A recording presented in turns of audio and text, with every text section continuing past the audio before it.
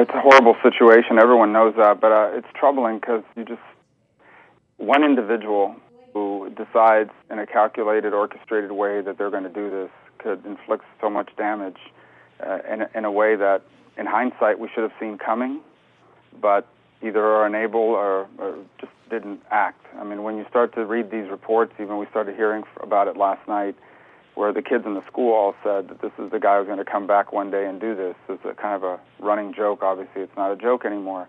You know, we all know or have had interactions with people in the past that we think are a little off, but our human nature is to assume that they're not really going to take the next step and actually hurt people. And in this particular case, it happened. And so we'll learn more in the days to come, but just to think that at this time yesterday, all these people were alive and their families had either sent them off to work at school as a teacher or an administrator off to work at school to study, and now they're not coming home and others are in a hospital, all because of all this sort of perfect storm that came together to create this terrible tragedy.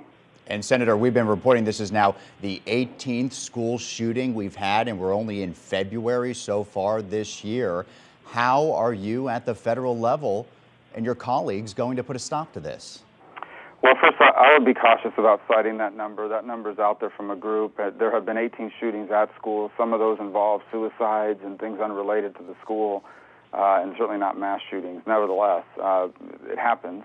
And I think you've seen an acceleration of these since Columbine, and these things build upon themselves. So, as an example, this individual who carried out this attack yesterday was, I guarantee you, well aware of some of the other incidents that have occurred over the last 20 years, and they build upon themselves. They act almost as inspiration for others to do it. You know, schools are complicated places where you have a bunch of young people with all sorts of personal interactions, and when a school as large as this, it just takes one individual with a deranged mindset that could lead to violence and in a mass scale. And so, you know, the acceleration in these events, I think, largely speak to a copycat trend of these things build on each other. And part of it, there'll be a lot of debate about gun laws. I've said this before. A lot of people don't like when I say it, but to date, none of the gun laws that have been proposed here in Washington would have prevented any of these attacks. That people may support them anyway, and I understand when something like this happens, human nature is to say, let's prevent or let's prohibit the thing that they use to make it happen. But none of these laws would have prevented any of these attacks. That is a fact. And so we have to look deeper and say, well, what is it that leads people to do this in the first place? Because these gun laws were the same 30 years ago and this wasn't happening. What has changed in this country over the last 25 years where a 19-year-old man decides one day to get up in the morning and go to the school he used to attend and kill his former classmates?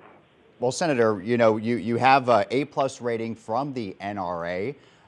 Clearly in countries that have far more strict gun laws, these things are not happening, these mass shootings. Clearly the guns have something to do with it. Yeah, there are millions of them out there today. Even if you passed a law that prohibited them, there are a lot of things that are against the law and are plenty and available. If someone decides one morning, I'm going to go out and kill a bunch of people, they're going to be able to find a way to do it, whether it's a gun or a bomb or both. It's just a fact. And number two, none of the gun laws that have been proposed would argue that. For example, one of the things people have pushed for here is background checks. Well, this person would have passed the background check. He doesn't have a felony on his record. He's 19 years old. Well, Senator, perhaps he did pass a background check. Senator, you could also say Senator, you could also say if a woman wants to have an abortion, she's going to find a way to have one. But still, laws are passed in order to control that in certain states. But it wouldn't have prevented what happened. Is my point. That's a fact. If you could cite me one law that's been proposed that would have prevented any of these mass shootings that you cite, I'll concede the point, but there isn't one. In fact, even a fact checker at the Washington Post who sought to disprove that statement had to admit that what I'm saying is true. Because at the end of the day, a determined individual who has determined and made up his mind that he or she is going to kill a bunch of people is going to figure out a way to do it, and is going to be able to access a gun to do it, whether it's a rifle, a handgun, or a combination of things. That's just a fact.